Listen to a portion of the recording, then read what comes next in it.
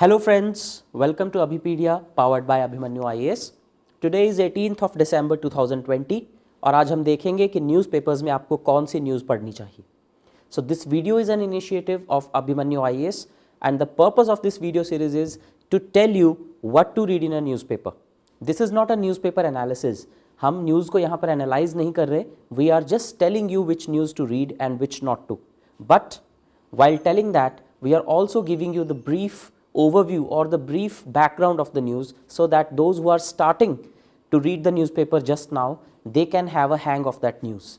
So this is a newspaper reading guide and not analysis. तो आज हम देखते हैं द हिंदू में आपको क्या पढ़ना है. Starting from the first page, farmers have constitutional right to continue protest, says Supreme Court. तो सुप्रीम कोर्ट में पिटीशन डाली गई है फार्मर्स ऑर्गेनाइजेशंस की तरफ से and Supreme Court has responded by a bench led by the Chief Justice of India, Mr. Sharad Arvind Bobde, that farmers have constitutional right to continue protest. Now, this is important. ये news तो important चली रही है because of all the farm reforms, but this is also important from Indian polity perspective. Okay, so which are those rights under the provisions of the Constitution that enable a person to protest? So there are various rights under part 3 of the Constitution, that is fundamental rights. तो part 3 article 12 से लेकर article 35 तक बहुत सारे ऐसे provisions हैं जिसमें right to protest भी शामिल है. फॉर एग्जांपल आर्टिकल 19 में freedom of speech and expression, freedom of organisation, freedom of expressing yourself in any way.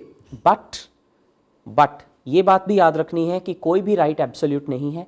Each and every right in the Constitution has reasonable restrictions.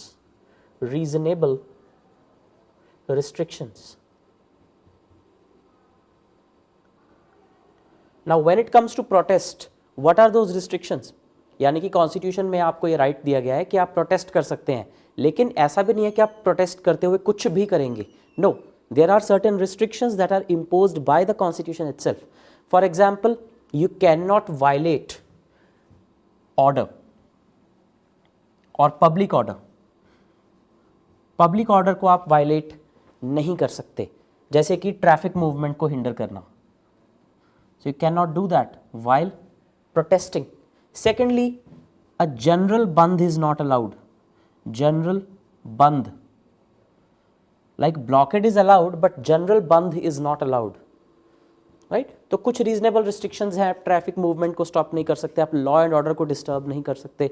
ये सब कुछ करते हुए you can do whatever you want to. कुछ भी immoral नहीं कर सकते, कुछ ऐसा नहीं कर सकते जिससे पब्लिक हेल्थ को नुकसान हो. So as long as all these restrictions are taken care of, a person can protest in any way he or she wants to. That is what a democracy is all about.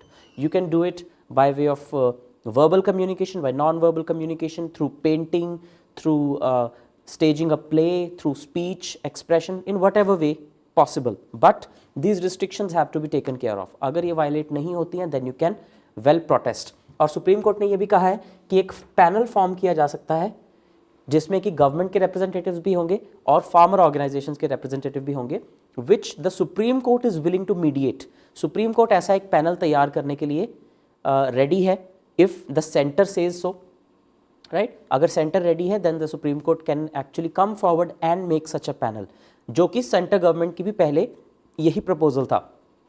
Centre government was saying that we should form a panel, we should form a committee that should recommend कि इस case में क्या किया जाना चाहिए. तो वही अब सुप्रीम कोर्ट ने रीट्रेट किया है. So it remains to be seen whether a panel is formed and if it is formed, what will be the mandate of that panel, what will be the outcome of the panel, who will be the chairperson. तो ये सारी चीज़ें आपको करनी है. तो polity perspective से right to protest and how what are the reasonable restrictions एक बार न्यूज़ में आ गया है. So it is important from that point of view.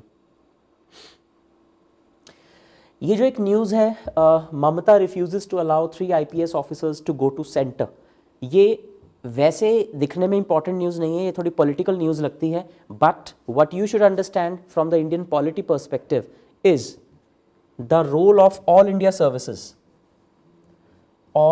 Services and their political bipartisanship. अब ऑल इंडिया सर्विसेज की जब हम बात करते हैं part 14 of the constitution that talks about services in the union and the states. तो उनमें services 3 तरह की होती हैं, all India services, central services and state services. All India services में सिर्फ 3 सर्विसेज आती हैं। First is Indian administrative service और IAS, second is Indian police service और IPS and third is Indian forest service और IFS। तो ये 3 services all India services हैं, यानी कि इनको रिक्रूट सेंटर गवर्नमेंट करती है, लेकिन ये सर्व करते हैं स्टेट गवर्नमेंट्स में प्राइमरीली, और उन्हीं में से एक है Indian police service. So all India service का एक ये फीचर है that as far as disciplinary action is concerned or as far as the control over these officers is concerned, the immediate control rests with the state government where they are serving and the ultimate control rests with the center. तो ये आपने एक बात point याद रखना है कि all India service के केस में जो इमीडिएट कंट्रोल होता है that is with the state government, whereas the centre has control over ultimate, centre has ultimate control. इसका मतलब ये हुआ कि कुछ अचानक से या एकदम से डे टू डे बेसिस पे जो भी एक्शन लेना है इनके खिलाफ वो स्टेट गवर्नमेंट ले सकती है, जैसे इनको सस्पेंड करना या छुट्टी पर भेज देना या इनकी ट्रांसफ़र करनी, तो वो सब कुछ होता है स्टेट गवर्नमेंट के हाथ में जिस भी स्टेट कार्डर में ये सर्व कर रहे हैं। But the ultimate action, ultimate, क्योंकि suspension is a temporary phenomenon, कुछ दिन के लिए सस्पेंड हुए, कुछ महीने के लिए सस्पेंड हुए and then the officer can be reinstated, but ultimate action में आ जाएगा जैसे डिमोट करना या उनकी सैलरी रोक लेना या फिर उनको सर्विस से निकाल देना, डिसमिसल और removal from service. All these things can be done only by the centre, because as a rule under Indian law no agency which is subordinate to the agency that recruited the person can take action against that person. यानी कि जिस agency ने इन officers को recruit किया है which is the union public service commission, उससे निचले level की एजेंसी इनके खिलाफ एक्शन नहीं ले सकती। So in case such officers have to be terminated or to be removed or to be dismissed, the advice of Union Public Service Commission is sought, and on that advice the center government takes an action, the state government cannot. तो ये आपने याद रखना है difference between immediate control and ultimate control. तो यहाँ पे centre government ने 3 IPS ऑफिसर्स को अपने पास कॉल किया और स्टेट गवर्नमेंट ने उन्हें भेजने से मना कर दिया। सो इस kind of this particular scenario comes into picture that what is the role of all India services in the Indian Federation.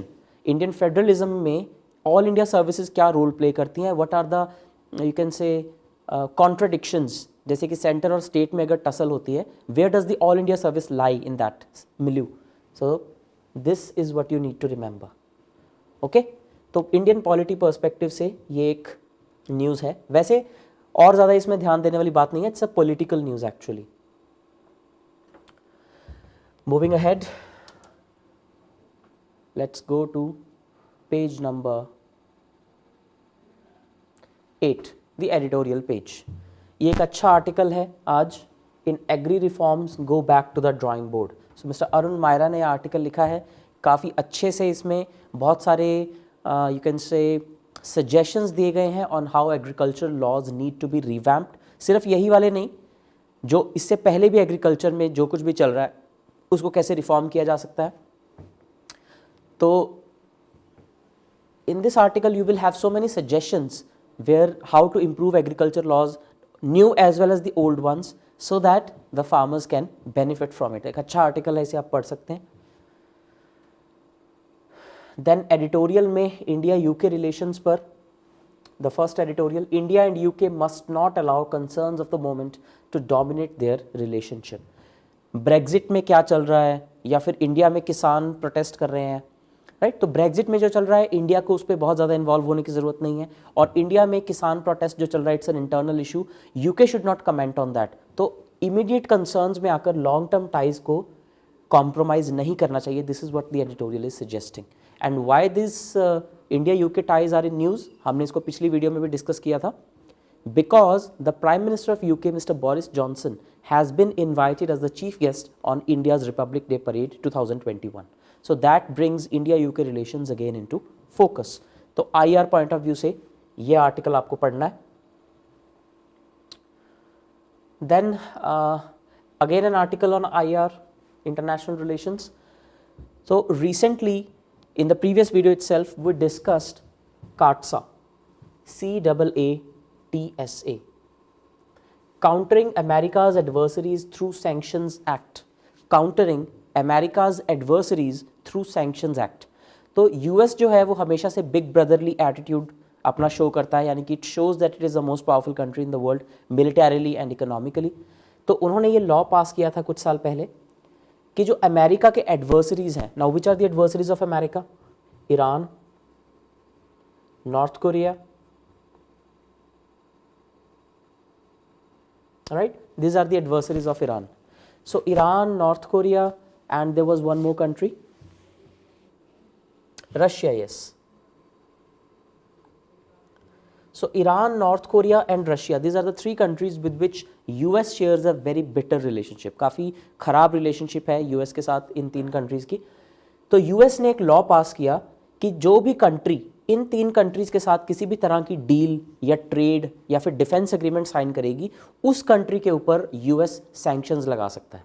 So America के एडवर्सरीज हैं ये, इनके एडवर्सरीज को काउंटर करने के लिए, राइट, इन एडवर्सरीज के जो एलाइज होंगे उनको काउंटर करने के लिए यूएस ने लॉ पास किया है। यानी कि अब अगर कोई भी कंट्री फॉर एग्जांपल रशिया से डिफेंस का कोई डील साइन करती है तो उस कंट्री के ऊपर अमेरिका सैंक्शन लगा सकता है। So this is like it's like compromising the foreign policy relations, कि यूएस डिक्टेट करेगा कि इन तीन कंट्रीज के साथ किस कंट्री के रिलेशन होने चाहिए और किसके नहीं।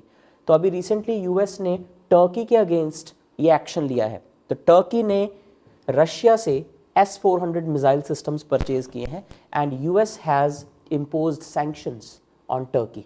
So this is a problematic thing, because इस तरह से आप किसी दूसरी कंट्री की फॉरेन पॉलिसी को या फिर उनके स्ट्रेटेजिक डिसीजंस को इन्फ्लुएंस नहीं कर सकते या नहीं करना चाहिए। It is against the principle of rules based global order. ये टर्म आपने याद रखनी है, rules based global order.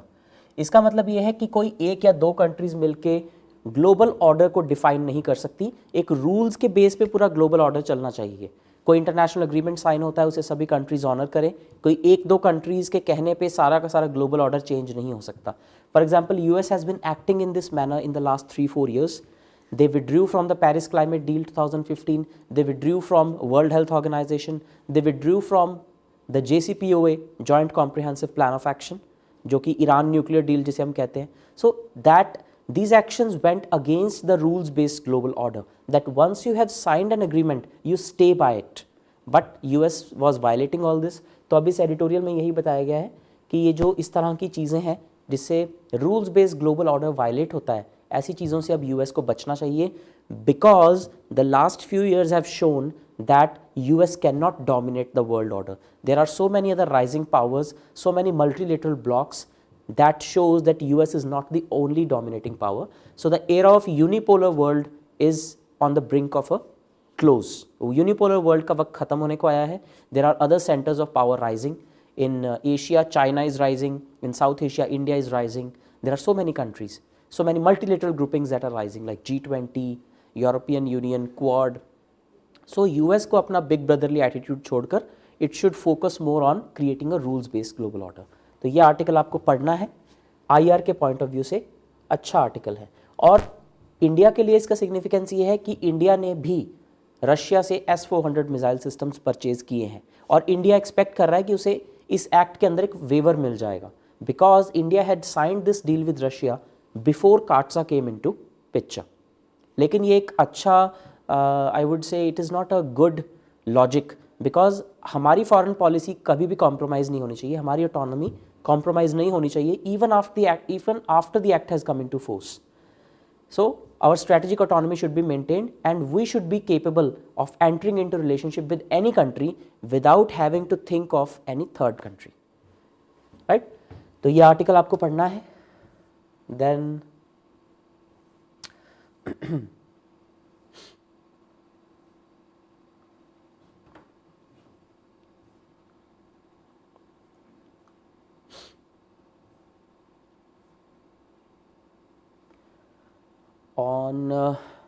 on page number 12 of the Hindu, दो important news आपको पढ़नी है। One is from Science and Technology.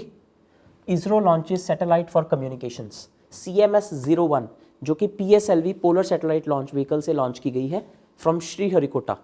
तो ये इंपॉर्टेंट न्यूज़ है, फैक्ट बेस्ड भी, और आपको मेंस के लिए भी इंपॉर्टेंट है, बिकॉज यूपीएससी मेंस में space is a dedicated portion for science and technology. तो ये न्यूज़ आपको पढ़नी है, इसमें सारी टेक्निकलिटीज़ जो भी इस मिशन की हैं वो आपको करनी है from prelims point of view as well.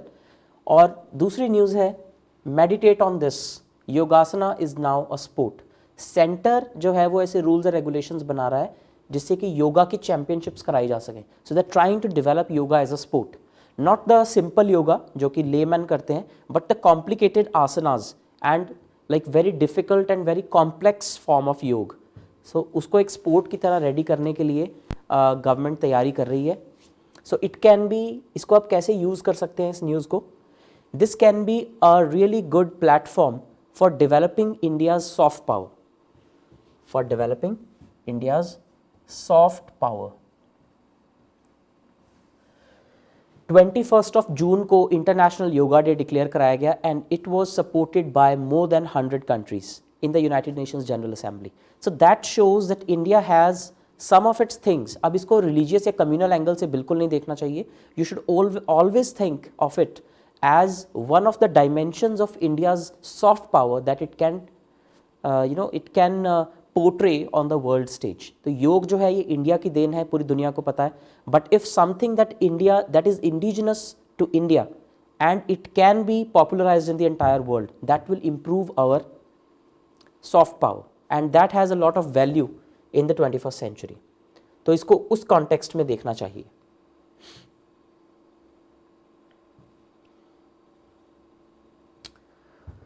Then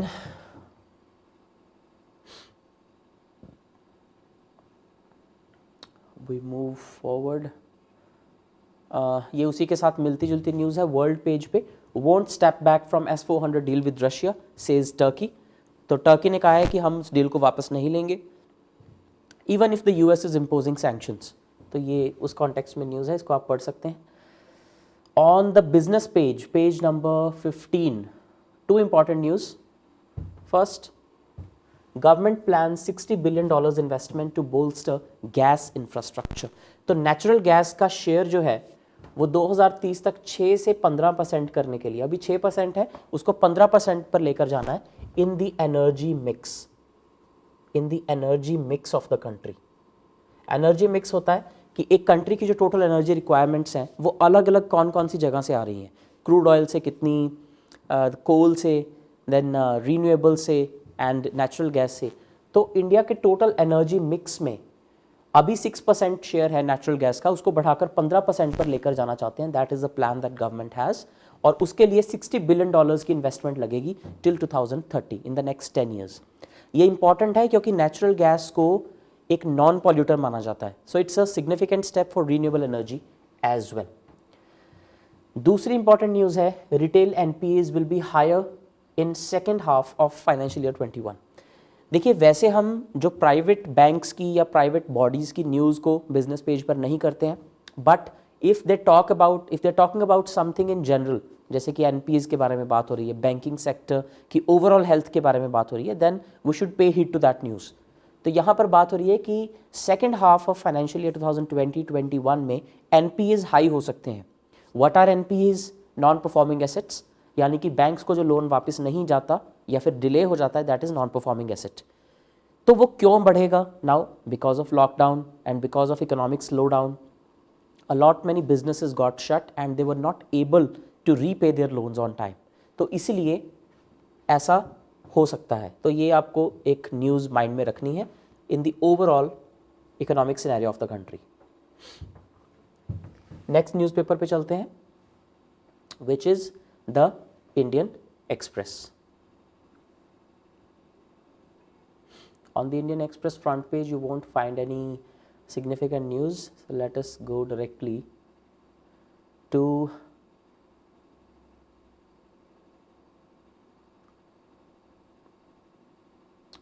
page number 15. Page number 15 पे ये आर्टिकल है, should you invest in bitcoin. वैसे तो ये एक you can say it's a financial investment column कि आपको इन्वेस्ट करना चाहिए या नहीं, इस तरह का कॉलम है। But from economy point of view bitcoins को अंडरस्टैंड करने के लिए ये आर्टिकल आप पढ़ सकते हैं। व्हाट आर बिटकॉइंस, बिटकॉइंस के बारे में अच्छी नॉलेज इस आर्टिकल में है। यू शुड नॉट इवन, अगर आपको नहीं भी इन्वेस्ट करना, आपको नहीं भी डिसाइड करना, you should at least know what bitcoin is, why reserve bank of India is against bitcoins, what is the legal status of bitcoins in India, और इसका ओरिजिन सारा कुछ जो है वो आपको पता होना चाहिए। सो बिटकॉइन कैसे वर्क करता है, बिटकॉइन की प्राइसेस फ्लक्चुएट होती हैं, वो कैसे होती हैं। So this article is important from that perspective. हालांकि ये एक्सप्लेन इस तरह से किया गया है कि आपको इसमें इन्वेस्ट करना चाहिए या नहीं, but this is not an investment column for you, this is for the knowledge what is bitcoin and how it works. तो इकोनॉमी के पॉइंट ऑफ व्यू से वो आर्टिकल आपको करना है। दूसरा है mutated corona virus in UK and it's implications. UK में कोरोना वायरस की कुछ म्यूटेशंस यानी कि चेंजेस देखने को मिल रहे हैं। So what are those mutations, how can they impact corona virus and its recovery. UK already पहली कंट्री बन चुका है जहां पर कोरोना वायरस वैक्सीन एडमिनिस्टर करनी शुरू की जा चुकी है। तो ये आर्टिकल आपको साइंस एंड टेक पर्सपेक्टिव से पढ़ना है। म्यूटेशन क्या होती है, उसमें अगर प्रोटीन स्पाइक हो रहा है तो उसका क्या रेलेवेंस है, और इसका मतलब क्या है, म्यूटेशन अगर हो रही है तो व्हाट विल इट मीन। तो ये वाला आर्टिकल आपको पढ़ना है on the explained page. Then on page number 16 the editorial page, पहला एडिटोरियल है आपका द स्पेक्ट्रम ऑफ चॉइसेस, ये एडिटोरियल है। तो पिछली वीडियो में हमने डिस्कस किया था कि 4G स्पेक्ट्रम की ऑक्शन जो है, नए बैंड्स की जो ऑक्शन है वो होने वाली है, जिसका रिजर्व प्राइस गवर्नमेंट ने 3.92 लाख करोड़ सेट किया है, which is quite high. But at a time when economy is already under strain and the GDP is going to contract, ऐसे टाइम में इतनी हाई प्राइस सेट करना it can actually discourage the telcos। तो इस वजह से इस editorial में सजेस्ट किया गया है कि गवर्नमेंट को अभी रेवेन्यू मैक्सिमाइजेशन को ना देखते हुए सिर्फ ये देखना चाहिए कि कैसे इकोनॉमी को रिवाइव किया जा सकता है, because there are a number of jobs in the telecom sector and the telecom sector is one of the backbones of India's economic growth in the last 20 years. तो इसलिए इस सेक्टर को जो गवर्नमेंट है उसे थोड़ा सा यू कैन से कंसेशन देना चाहिए, और इतना हाई इसका जो रिजर्व प्राइस है वो सेट नहीं किया जाना चाहिए। That is what this editorial is suggesting.